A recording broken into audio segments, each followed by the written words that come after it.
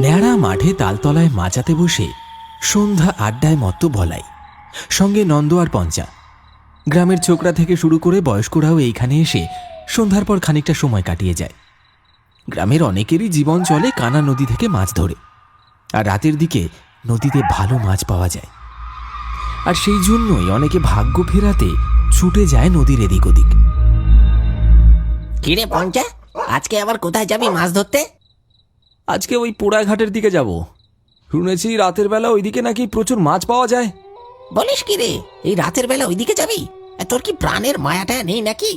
জানিস না রাতের বেলা ওই জায়গাটা কত ভয়ঙ্কর হয়ে ওঠে? সবই শুনেছি, কিন্তু ওসব ধাপ্পাবাজি। এর আগেও তো আমি অনেকবার গেছি, আরে এমনিতেও তো অনেকেই যায়। হ্যাঁ, তা অনেকে যায়, কিন্তু একটু সাবধানে থাকবি। একা যাচ্ছিস নাকি? না না, পচা যাবে আমার সাথে। পচা জানে তুই আজকে ওইদিকে মাছ ধরতে যাবি? ও যা ভীতু ছেলে, ওকে বললে ও আর যাবে না, তাই না বলেই নিয়ে যাব। পঞ্চার চোখে এক রোখা জেদ, আর বলাইয়ের চোখে দুশ্চিন্তা। তারা জানে না এই রাতে তাদের জন্য কি অপেক্ষা করে আছে। পোড়াঘাটের রহস্যময় আহ্বান পঞ্চাকে টেনে নিয়ে চলেছে এক অজানা পরিণতির দিকে।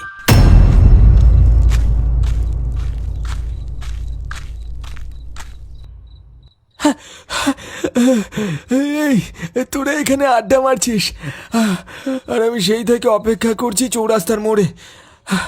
ভাবলাম তোরা বুঝি চলে গেছিস। পচার দিকে তাকিয়ে পঞ্চার বলাই একে অপরের দিকে মুখ চাওয়াচাওয়ি করে মুচকি হাসল। আরে বাবা, একটু গল্প করছিলাম, তুই এসে গেছিস, চল এবার। কিরে পচা, এই রাতের বেলা কানা নদীর দিকে যাচ্ছিস যে? তোর তো ভূতের ভয় লাগে। আসলে পঞ্চা বলল আজকে নাকি ও আমাকে একটা ভালো জায়গায় নিয়ে যাবে, সেখানে প্রচুর মাছ ওঠে, তাই যাচ্ছি। সে তো উঠবেই, দেখবি কানা নদীতে মাছ ধরতে গিয়ে যেন ভূতকে না ধরে ফেলিস আবার। হ্যাঁ, এই বলাই, এই ভয় দেখাস না তো, চল পচা, দেরি হয়ে যাচ্ছে। ভূতের নাম শুনেই পচার মনে খচখচ করতে থাকে। মনোহর দাদুর মুখে অসংখ্য ভয়ঙ্কর গল্প শুনেছে সে, কিন্তু পচার উপর তার ভরসা আছে। পঞ্চা এসব বিশ্বাস করে না, আর সে সাহসী ছেলে। দুজন মিলে হাঁটতে শুরু করে কানা নদীর দিকে।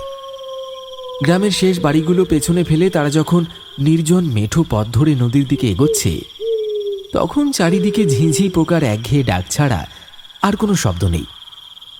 আকাশের চাঁদটাও তখন পাতলা মেঘের আড়ালে ঢাকা, তাই টর্চের আলোতেই ভরসা।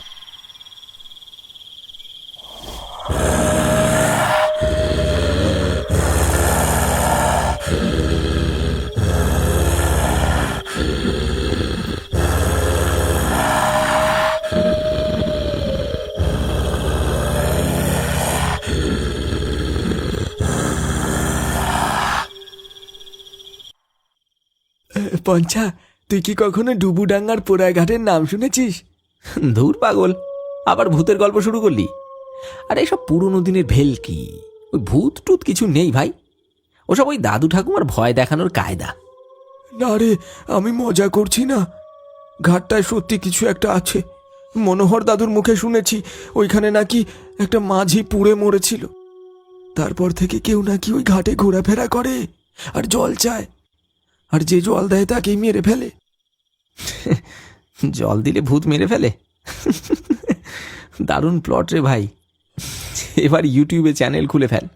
তোর সবেতেই অবিশ্বাস, যখন ভূতের পাল্লায় পড়বি তখন বুঝতে পারবি, খ্যাসা বেরিয়ে যাবে। কিন্তু সেই মুহূর্তে তারা বুঝতে পারেনি তাদের অলক্ষ্যে নদীর পাড়ে দাঁড়িয়ে থাকা ছায়ামূর্তিটা তাদেরকে দেখছে।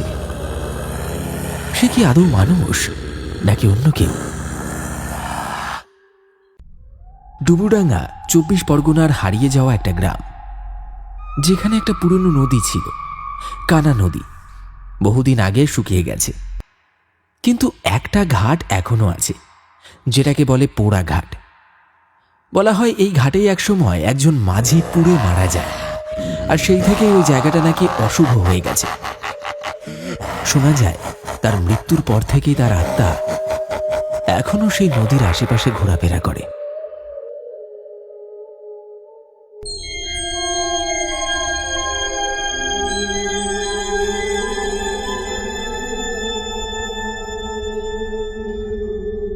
কিরে, এমন গম্ভীর মুখে দাঁড়িয়ে আছিস কেন? তোকে দেখে তো মনে হচ্ছে কিছু একটা টের পেয়েছিস। দেখ ওইদিকে, ঘাটের একেবারে ধারে জল ধস নেমে যে জায়গাটা কাদার পাহাড় জমেছে, সেইখানটায় কেউ বসে আছে। কোথায় রে? আমি তো কিছুই দেখতে পাচ্ছি না। কুয়াশার ভেতর বসে আছে, মুখ দেখা যাচ্ছে না, কিন্তু একটা কালো কম্বল গায়ে ঢাকা, একদম নড়ছে না রে, যেন পাথরের মূর্তি। আমি বলছি পঞ্চা, ওটা ওটা মানুষ না। ওর বসে থাকার ভঙ্গি দেখ, মনে হচ্ছে না ওটা কোনো মানুষ। তুই আবার শুরু করলি। হয়তো কোনো জেলে হবে। কুয়াশায় এমনিতেই সবকিছু অদ্ভুত লাগে। হঠাৎ পচা আর পঞ্চা দেখতে পায় নদীর একেবারে শেষ সীমানায় পোড়া ঘাটের ধারে কেউ একজন বসে আছে। শরীরটায় নড়াচড়া নেই, যেন পাথরের মতো স্থির। চারপাশে কুয়াশা ঘিরে ধরেছে তাকে, আর সেই স্থিরতার মধ্যে অদ্ভুত এক অস্বস্তিকর নীরবতা। ঠিক সেই মুহূর্তে মনে পড়ে যায় পটলের দাদু মনোহর দাদুর কথা। একসময় গ্রামের অভিজ্ঞ জেলে ছিলেন তিনি। মনোহর দাদু বারবার বলতেন, ওই ঘাটে রাত নামলে একজন ঘোরাফেরা করে আর জল চায়, আর যে তার কথায় ভুলে তাকে জল দেয়, তখনই সেই ভূত তাকে মেরে ফেলে। কিরে, আমার মনে হচ্ছে এই জায়গাটায় কিছু ঠিক নেই। ঘাটের হাওয়া কেমন যেন লাগছে, বুকটা কেমন টান টান লাগছে। চল এখানে আর না, অন্য কোথাও যাই। আবার শুরু করলি? আরে ওইখানে কেউ বসে আছে তো কি হয়েছে? নিশ্চয়ই কোনো জেলে আমাদের মতোই মাছ ধরতে এসেছে। আরে কুয়াশায় সবই তো ভয়ানক লাগে। আজকের দিনটা অন্য কোথাও মাছ ধরলে কি অসুবিধা হবে? চল না। ও বসে নেই, ও ও অপেক্ষা করছে। চুপ কর তো, ভূত ভূত করে মাথায় তুলিস না। পুরনো গ্রামের কুসংস্কার এসব। ভয় পেলে বাঁচা যায় না, বুঝলি? আমি যাচ্ছি, যা ইচ্ছে তুই কর। পঞ্চা পচার কথা না শুনে আরো কয়েক পা এগিয়ে যায়। কুয়াশার চাদর যেন আরো ঘন হয়েছে, সেই মূর্তিটা যেন আরো স্পষ্ট হচ্ছে। মনে হচ্ছে একটা কালো কম্বলে জড়ানো কেউ বসে আছে। পচা কিছুটা সাহস নিয়ে প্রশ্ন করে,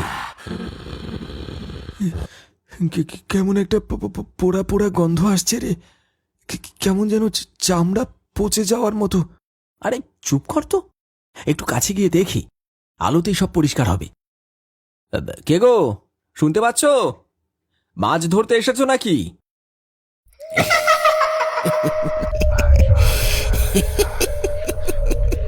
কয়েক মুহূর্ত সব চুপচাপ।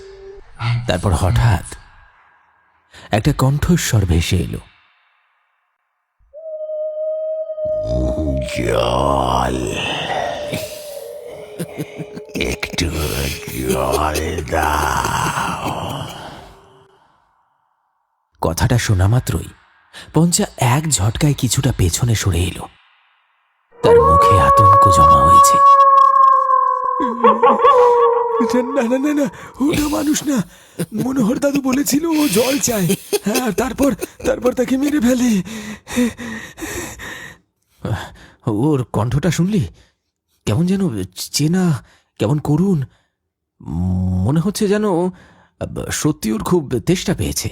আরে পাগল হয়েছিস নাকি? দেখ বাতাস ভারী হয়ে গেছে, গাছগুলো কাঁপছে। এমন কখনো হয় না। ওটা জল খাবে না রে, তোর প্রাণ খাবে। আমি আমি শুধু একটু জল দেব। ওর এত কষ্ট আমি দেখতে পারছি না। না পঞ্চা, পেছো, ওটা ওটা মানুষ না রে।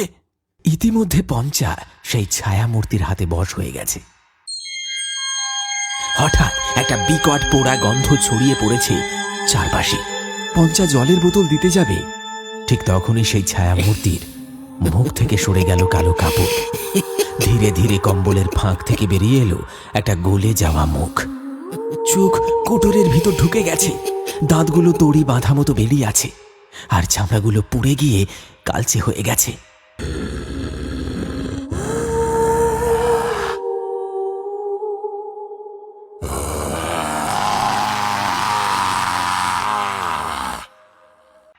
ও মাগো, এই যে সেই ভূত!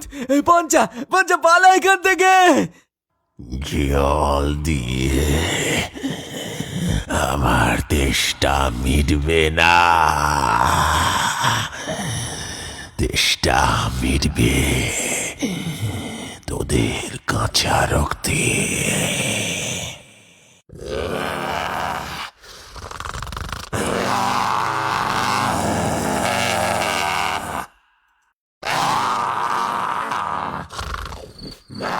পঞ্চা তখনও এই ছায়া মূর্তির কাছে হতভম্বের মতো দাঁড়িয়ে আছে।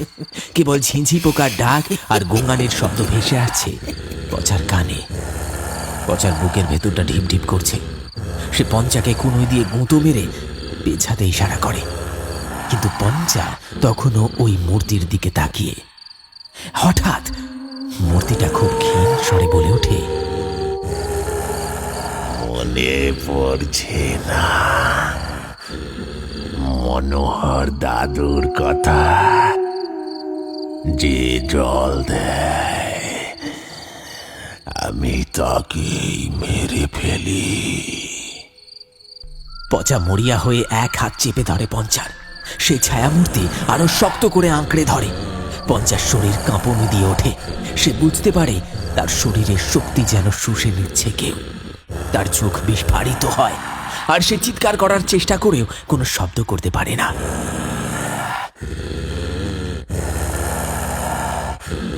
তার নিঃশ্বাস বন্ধ হয়ে আসে। পঞ্চা নিথর হয়ে মাটিতে পড়ে যায়। পঞ্চা তখনও অচেতন। মুখ সাদা, ঠোঁট ফ্যাকাশে, কিন্তু দেহে প্রাণ আছে।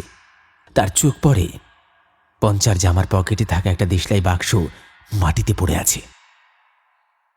পচা হাত বাড়িয়ে তুলে নেয় দেশলাইটা। এক মুহূর্তে যেন মনে পড়ে যায়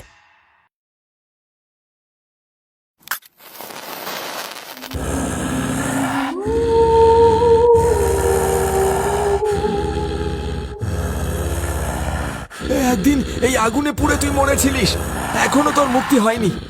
আজ তোকে আবার পুড়িয়ে মারবো। মরিয়া হয়ে একটা কাঠি জ্বালিয়ে সে জ্বলন্ত দেশলাই কাঠিটা সে পিশাচের দিকে ছুঁড়ে দিল।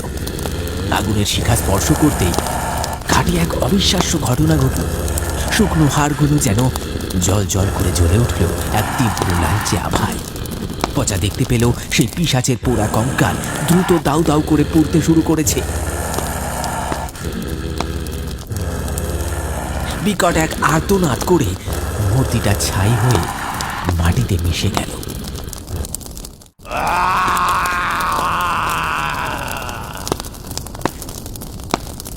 এক ঝলক পোড়া গন্ধ আর ধোঁয়া ছাড়া আর কিছুই অবশিষ্ট রইল না। পচা পঞ্চাকে নিয়ে তার কুঁড়ে ঘরে ফিরে। পঞ্চাকে চাদর দিয়ে জড়িয়ে দেয়। তারপর 1 ঘন্টা পরে পঞ্চা ধীরে ধীরে চোখ মেলে। আমি আমি কোথায়? তুই এখন বাড়িতে। অনেক কষ্টে তোকে বাঁচিয়ে ঘরে নিয়ে এসেছি। ভূত বলে কিছু হয় না। বেশ তো চেষ্টা করেছিলিস। আর যাবি? আমার আমার ভুল হয়ে গেছে পচা, আমায় ক্ষমা করে দে। গ্রামের মানুষজন খোঁজ নিতে আসে। পচা সবকিছু খুলে বলে। অনেকে বিশ্বাস করে, অনেকে হেসে উড়িয়ে দেয়। তবে সেই রাতের পর থেকে গ্রামে আর কেউ রাতের বেলা সেই অভিশপ্ত ঘাটের ধারের কাছে যায় না। অশুভ শক্তি হয়তো আর তাদের পিছু নেয়নি, কিন্তু সেই রাতের স্মৃতি পঞ্চা আর পচাকে আজীবন তাড়া করে বেড়াবে। আর কানা নদীর শুকনো বুকে আজও যেন এক চাপা দীর্ঘশ্বাস শোনা যায়, যা বলে দেয় প্রকৃতির প্রতিটি অলৌকিক ঘটনার পেছনেই লুকিয়ে থাকে এক অজানা সত্য।